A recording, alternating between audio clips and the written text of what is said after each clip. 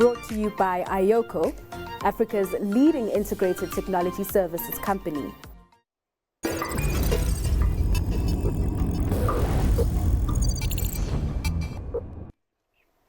It's time for Tech Talk. Now, at the half-year mark, MTN may be back in the black, but impeding legal action has overshadowed the strong performance. The U.S. Department of Justice will investigate the mobile operator with regards to its former subsidiary in Afghanistan and Iran cell, while two other major cases are also on hand. Business Day's Mudiwa Gavaza joins us with more detail. Mudiwa, thanks so much for your time this afternoon. I mean, we would have expected that share price to skyrocket, but hey, these cases really weighing on investor confidence. They certainly are, and they did, especially earlier in the week. I would say that right now things are a little bit better, and I say that just looking at the MTN share price, which right now as we're talking is marginally up, about 0.6%. But the real destruction happened on Monday. We saw that share price crashing, as much as 10% in intraday trade, and a lot of it, around that. However, for the most part, it has been a good year for MTN because, just year to date, they are up 70%. Right, themselves and Telkom have done, pretty well in the market, as well as Vodacom to, a lesser extent. So it's been a good year, for Telcoms. But Monday's activity sort of showing just, how on edge investors can be sometimes when there's, the smell of potential bad news. So you would agree that perhaps markets were a tiny bit over-exaggerated when it comes to that share price movement, also considering that MTN hasn't been accused of anything as yet, right? And they say that they are cooperating with the Department of Justice in the U.S. It's an interesting one. My understanding is that it's mainly investors outside of South Africa, okay. Places like the US, where you saw, a lot of the panic. You also see it in the shape of how things happened, because there was a first wave of reaction, obviously, early in the day after MTN released its results, and then in the afternoon, you saw a little bit more of price action, because you sort of have U.S. markets waking up and seeing what's happening there.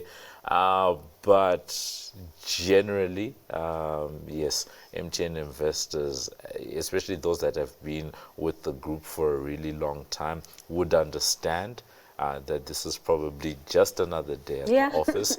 But if you're new to the stock, likely to be a major cause for concern.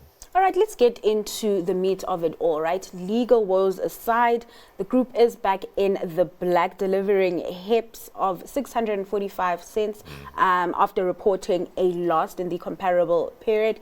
This being boosted by Nigeria, right, as well as Ghana. Talk to me about what we've been seeing playing out in those markets. We've talked about this before. We have been seeing somewhat of a turnaround, particularly in Nigeria. For MTN's management, they will look at this as, this is what we've been telling you, as sort of as a proof point to say that what was really impeding them was the macroeconomic situation in Nigeria, because I think we've spoken about it before in the past year or so that, the Nigeria business was ticking up.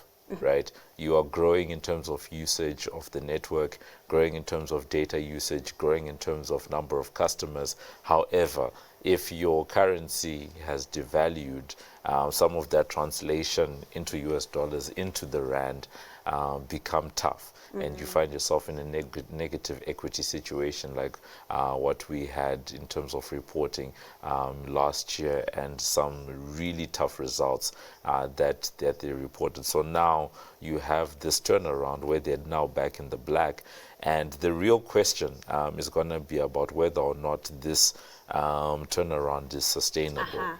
Because on the operation front, MTN Nigeria has done a lot of things, renegotiated leases to make sure that they are reducing dollar exposure, paying more of the expenses in the local naira. They've been cutting expenses, in other parts of the business, reinvesting in their network, also making sure that they're expanding in terms of quality of service. And then finally, a big thing that worked in their favor was a 50% price increase, which we spoke about earlier this year. So on the operation front, those things working in their favor. Then you have stability in terms of the naira sitting at around 1500 to the dollar, that providing that stability. So for now, we'll say that things are looking good.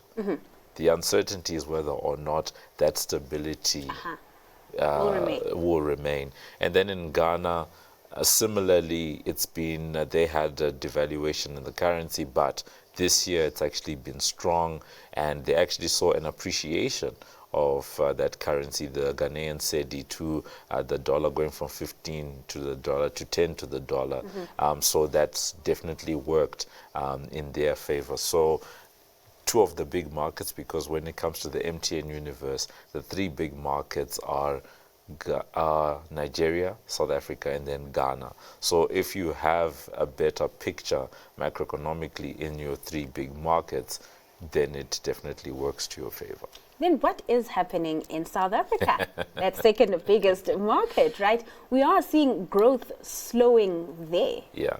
South Africa has been tough for MTN, particularly on the prepaid side of things. When you sit on the investor calls, when you go to the investor presentations, the session cannot end without someone asking, what are we doing about prepaid? Because that's such a big part of their business. Telecoms in South Africa, especially on the mobile side, is a prepaid game. So you need to sort yourself out on that end, and things haven't really been, good. They have arrested, some of the declines over the years, and credit does need to be given to the now former CEO of MTN South Africa, Charles Molapisi, who has now become Group Chief Technology Officer.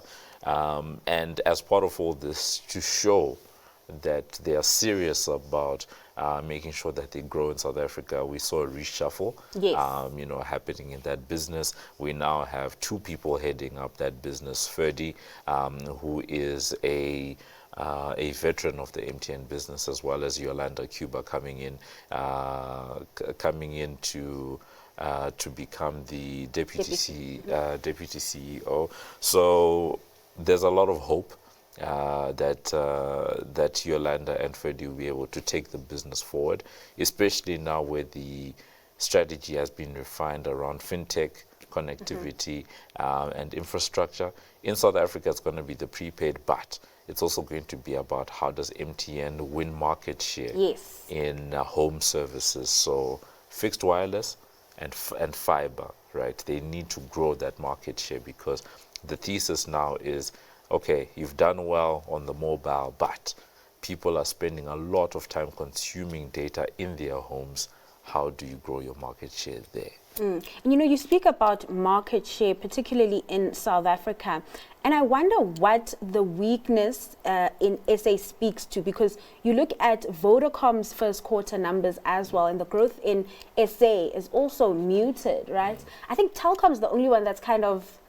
Yeah, it's actually been quite fascinating to watch how Telkom continues to grow on the mobile business, and even they caution that whatever gains you're seeing, it's not going to continue, especially on the customer numbers front.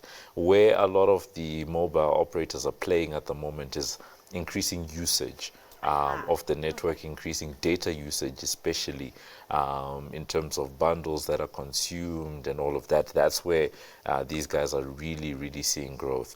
But we cannot escape the fact that when you're dealing with consumer-facing businesses like this, it's, how healthy is the South African consumer. That's the long and short of the situation. So your GDP growth being at the 1 to 2% that it is right now that speaks to how much growth you're realistically going to be able to get if you are a mobile operator in South Africa. Yes, your usage is going up. Yes, people are using more data services, but they could be doing so much more if there were more people that were employed, if the disposable incomes were higher than what they are right now. And I mean, there's also been debates around data prices, so that also speaks to what's happening in SA. And just back on that leadership shake-up we saw on Monday, what's the sense on the ground around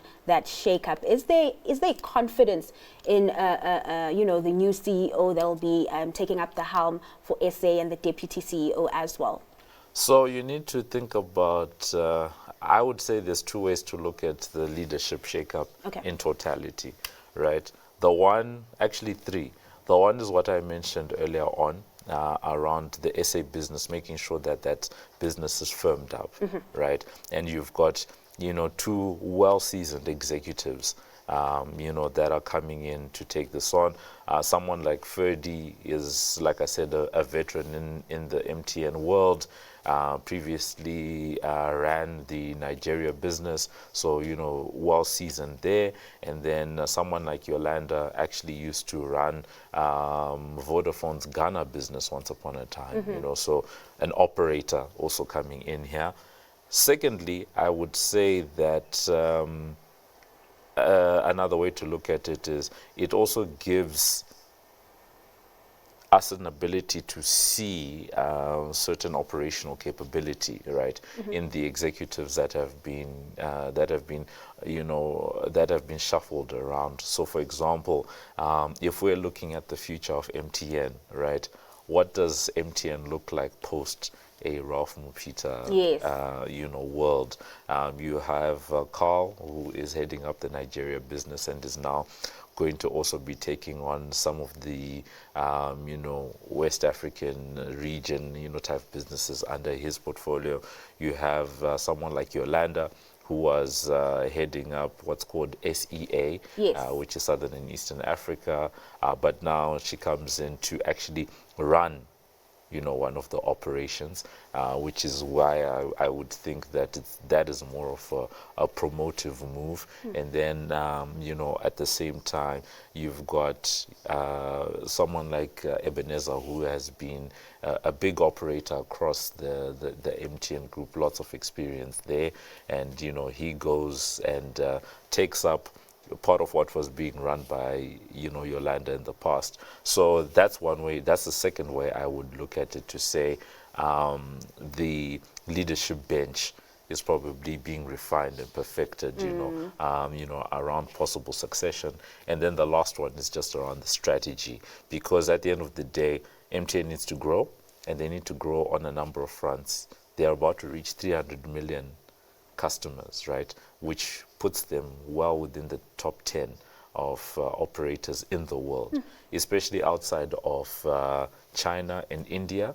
They now will be competing against the likes of a couple of operators in places like Brazil, right? They become a huge force, biggest in Africa, but if they continue growing at the pace they are, then they will be the biggest outside of India and China. So you need to have people in place that are going to push you forward. And the last thing on that growth that I would mention is the likes of MTN are making about $2 per user, I believe, in terms of what's called ARPU, average revenue per user. And the fight, and this is not an MTN fight, it's a fight across all the operators, is how do you push that up? Because in developed countries, you're looking at over $50. Wow. Yes, per user. That sort of shows you what operating a business like this in Africa is like compared to running an AT&T or a T-Mobile or a British Telecom, or a Vodafone in Europe is like. You have to balance your costs, but your user base is made up of people that are looking at collectivity as an essential use. So you have all of those mixes. So you need to have the right leadership in place to grow the business, but at the same time navigate the different countries that MTN is operating in. All right, interesting insights, Mudiwa. Thank you for joining us today. Now that was Business Day's Mudiwa Gavaza.